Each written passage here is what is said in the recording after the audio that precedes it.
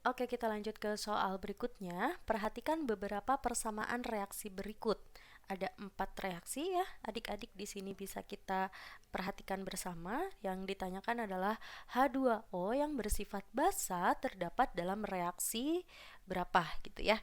Nah, di sini berarti kita belajar tentang teori asam basa ya, khususnya kalau ada soal seperti ini lebih ke teorinya asam basa Bronsted-Lowry ya. Jadi teori asam basa itu sebetulnya ada 3 yang umum dipelajari di SMA. Tapi untuk soal ini itu lebih ke teorinya Bronsted-Lowry. Nah, sambil saya ingatkan kembali adik-adik, jadi menurut Bronsted-Lowry asam itu yang seperti apa? Oke, asam menurut Bronsted-Lowry adalah zat yang dapat mendonorkan atau memberikan H+ atau proton disebutnya ya. Donor H+. Kalau basa berarti zat yang dapat menerima H+ atau kita sebut sebagai akseptor. Penerima ya, penerima H+. Oke, ciri-cirinya seperti apa? Kalau misalkan asam ingin memberi H+, berarti dia punya H lebih banyak gitu kan. Kalau basa sebagai penerima H+, berarti dia sebetulnya punya jumlah H lebih sedikit daripada asam. Nah, berarti di sini kuncinya ya, asam basa di sini punya selisih atom H-nya itu sebanyak 1. Nah, dari teori Bronsted-Lowry ini muncul istilah yang namanya pasangan asam basa konjugasi. Saya kasih contoh terlebih dahulu. Misal, ada NH3 kita larutkan dalam air sehingga dia bereaksi membentuk NH4+ ditambah sisanya berarti apa? OH- ya. Oke, kita perhatikan reaktannya. Di sini NH3 yang sebelahnya ada H2O. Ternyata produknya itu ada NH4+ dan OH-. Nah, NH3 awalnya itu jumlah H-nya ada 3. Sementara di kanan produknya NH4, berarti ketambahan 1 H kan. Siapa yang ngasih H+? Ya tidak ada lagi reaktan yang lain, otomatis di sini yang bertindak memberikan H+ itu adalah air. Nah, karena air bisa mendonorkan H+, maka air kita sebut sebagai asam menurut Bronsted-Lowry. Sementara NH3 dia menerima H+, maka kita sebut sebagai basa. Nah, di sini asam dan basanya itu memiliki pasangan konjugasinya. Berarti kalau basa NH3 itu akan berpasangan dengan NH4+. Begitu juga dengan H2O akan berpasangan dengan OH-. Nah, di reaksi yang sebaliknya itu juga berlaku hal yang sama. Di sini akan terjadi transfer H+ ya, atau pendonor H+. Siapa yang mendonorkan? Yang punya H lebih banyak. NH4+, dia bertindak sebagai asam karena memberikan 1 H+ kepada OH-, maka OH-nya basa ya. Nah, produknya apa? Kalau ini kita lihatnya produknya yang di sebelah kiri, NH4+ memberikan 1 H+, berarti berkurang 1 menjadi apa? NH3 ya. Nah, pasangan asam basa konjugasinya seperti apa? NH3 berarti berpasangan dengan NH4+. Asam basa konjugasi.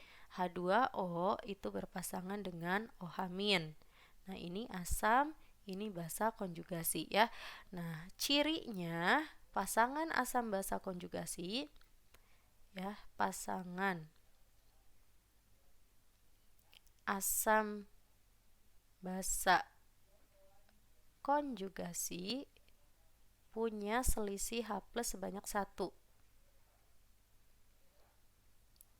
Punya selisih H+ sebanyak 1. Tidak boleh lebih ya. Sebanyak 1 H.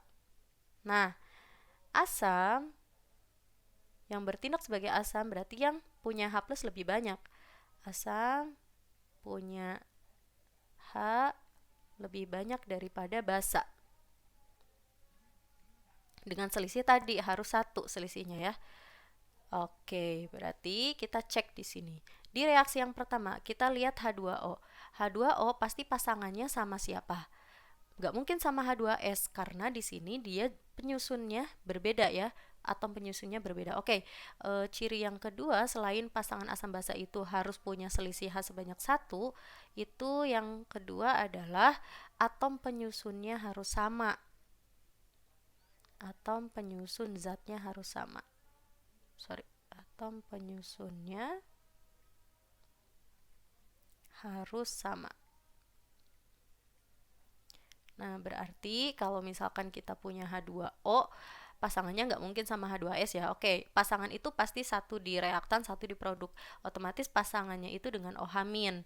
Nah, kita lihat mana yang punya H plus lebih banyak. Ternyata H2O jumlah H-nya ada 2, OH- H-nya ada 1. Maka di sini H2O bertindak sebagai asam, sementara OH-nya sebagai basa. Maka yang di nomor 1 berarti benar H2O-nya bersifat asam ya. Sorry, yang ditanyakan yang basa. Berarti yang nomor 1 bukan jawabannya, karena H2O-nya bertindak sebagai asam. Kita lihat di reaksi yang kedua. H2O ini berpasangan dengan H3O+. Nah, yang punya H lebih banyak ternyata H3O+. Maka H3O+ sebagai asam, H2O-nya sebagai basa. Berarti betul kan, karena yang kita cari adalah H2O yang bersifat basa. Kita cek yang nomor 3. H2O ini berpasangan dengan OH-. Nah, ini seperti yang di nomor 1. Maka H2O-nya itu asam, OH-nya itu basa. Berarti ini bukan jawabannya, karena kita pengen cari H2O yang basa. Yang keempat, H2O berpasangan dengan H3O+. Nah, ini seperti yang ada di nomor 2.